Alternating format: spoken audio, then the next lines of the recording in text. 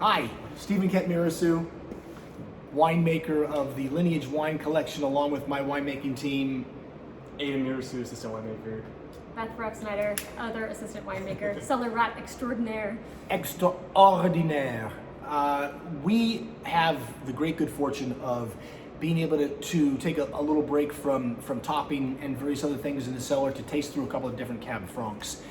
Had a great visit Beth and I did with Leah Jørgensen and her husband of Leah Jørgensen's Cellars in McMinnville, Oregon last week.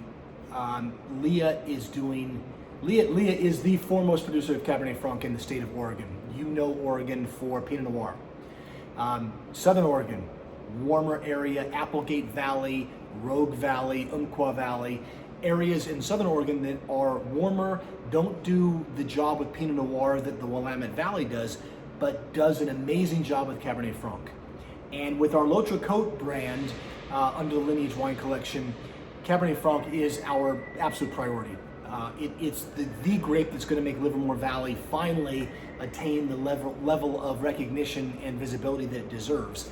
And it's really not only a great grape to work with in our valley, but it's a grape that we love beyond measure as wine lovers and as winemakers. We have a chance to taste through a couple different 16 vintage wines. Leah's Grand Reserve Cabernet Franc, 2016. And then under our Stephen Kent label, which preceded L'Autre Côte, Cab Franc 2016 small lot offering Cab Franc from the Livermore Valley. Do we like Cab Franc? Love it. Yep. All right, let's take a taste of Leah's wine first. Lights will go on and off. We're in the mezzanine area of our workspace, and if we don't now it's move, more mysterious. yes, the mood lighting is awesome. If we don't move, the lights will go completely off. You haven't been waving your hands around enough then. Probably. I'll get to that in a minute.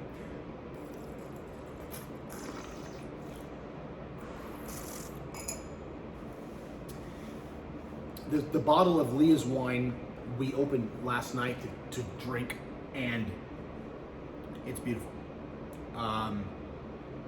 It screams of Cab Franc. It's a wine that's made a little bit richer style than some of her other offerings. She does a rosé. She does a different sort of levels of Cab Franc in terms of price point and levels in terms of the amount of wood that the wines might receive. The Grand Reserve wine, is, you might suspect from the name of it, is her finest offering. What do you guys think? Love it. 16 vintage, so 6 years of age, still has, all the energy and acid and liveliness that you would want from a Cab Franc. So it tastes like Cab Franc. That's always the first thing we ask, Yes. right? Because Cab Franc can be one of those grapes that is misunderstood by some winemakers who are trying to make a baby Cabernet Sauvignon, who are trying to make something that's too big and loses all of its beautiful, chili notes and herbal quality and verve and acidity and life. And I think she caught it right on. It was cool to spend some time with her and just kind of talk about winemaking style, and we kind of discovered that we have a very, very similar philosophy as far as Cab Franc goes. As Cab Franc lovers, we want to be able to make sure that the Cab Franciness shows through. So use of puncheons for some of the lighter styles, a small usage of new barrels just to give a little heft but not overpower the fruit and all of the cool herbal qualities that Cab Franc has. So it was great to talk to her about that a little bit and realize that these two wines that we're tasting were made in a very, very similar winemaking style, and it's cool to taste the difference between Southern Oregon and Livermore Valley with the same grape that we love so much. Even though Southern Oregon is, a 4-hour drive from us, 5-hour drive, something like, is it more than that? 6 hours. It is a fairly warm growing area. The Livermore Valley has I think, misapprehended by most people as being a Central Valley, really, really hot climate. It's not. It's a Central Coast appellation. It gets warm in the day, kind of like Napa Valley gets warm in the day. What is really kind of the secret sauce to Livermore Valley, though, is all this beautiful cold air coming in from San Francisco Bay every afternoon. One of the few valleys in California that's east-west oriented. Napa is north-south. Our western edge is pointed right at San Francisco Bay. It's only about 20 miles from the bay. We get this beautiful air coming in every afternoon. If you've driven on 580 East, you've seen all the windmills and the foothills and the eastern edge of our valley. It's because this cold air comes in every afternoon, helps to maintain acidity in fruit, kind of shuts the vines down because vines don't like a lot of wind. So you get fewer hours of photosynthesis than you would if you were in Napa Valley, for instance, and it takes longer to get fruit ripe here. So we're harvesting Cabernet a couple weeks after Napa is done. That could be the middle of November sometimes.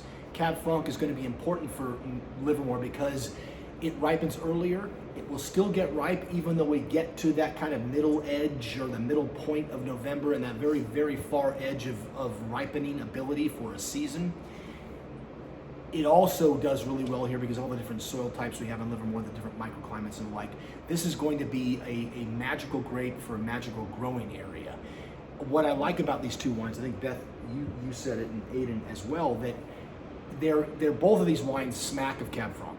You've got that beautiful kind of dark fruited note that you get with Cab Franc, but there's this lacing of herbal quality. Sometimes that herbal quality can be bell pepper if you pick too early, but when we do it right, which we hope to do it most of the time right, it's more like a dried chili powder. Elements of flavor and aroma, but with beautiful acidity, with beautiful acidity, kind of a hallmark for the variety.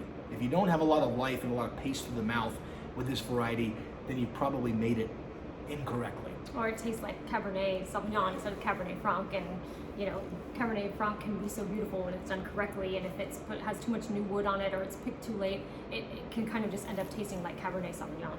So we always ask ourselves that a lot when we taste Cabernet Franc is, does this taste like Cab Franc? And these two both are very good, to me, representations of the grape. Exactly, and neither one over oaked or too woody. Exactly, and in fact, I get the wood notes structurally. I get the tan and I get that support of fruit, but I don't really get any flavors. That organoleptic, that flavor and aroma component of wine really is fruit dominant in both of these wines. They're both roughly mid 14 in alcohol, 14.3 for the Stephen Kent and 14.5 for the Leah Jørgensen. Neither one of them is hot. They're both beautifully balanced. Great acidity, great pace. Right. It's very refreshing. They are very refreshing. There's very food friendly. So I was just the point I was going to make is that you could have this wine with just about anything. There's an element to Cab Franc too, I think, that works really well with wines that are kind of cellar temperature. You know, if you room temperature is not really the temperature for red wines, it's more cellar temperature, kind of starting around 60 degrees or so. So pop it in your refrigerator for 15 minutes before dinner or before you start drinking the bottle. And that sort of cooler temperature will mitigate and mediate any alcohol issues that you might have with any red wines. But with these wines, it just offers again, just it adds to that refreshing aspect of the way the wines feel and the way the wines taste. I love these wines. They're both, roughly $45, somewhere in that neighborhood. Both made relatively small quantities. Leah's doing about 1,800 cases of Cab Franc and Gamay. We're at this point doing 400 or 500 cases of Cab Franc in a couple different iterations, but we have very, very high aspirations for ourselves and for this grape and for Livermore Valley. So hopefully as we talk to you over the course of time, we'll be sitting on mounds and mounds and mounds of blue L'Autre boxes as we bring you more information about fermentation bins. Fermentation bins, exactly. As far as the eye can see. You owe it to yourself to look into Cab Franc. If you like red wine, if you like red wines that have body but have acidity, have a sense of beauty and a sense of exotic fruit and just a sense of pace and acidity that just goes forever, Cab Franc is the grape for you. Thanks very much for listening to us. We'll be doing this more frequently down the road. If you have any questions, just hit us up at LautreCote.com, LautreCoteCabFranc.com, and we'd love to talk to you more about the things that mean the most to you. Thanks very much. Cheers, everybody. Cheers. I like it. I'm gonna stop it on my watch. Let's stop it here.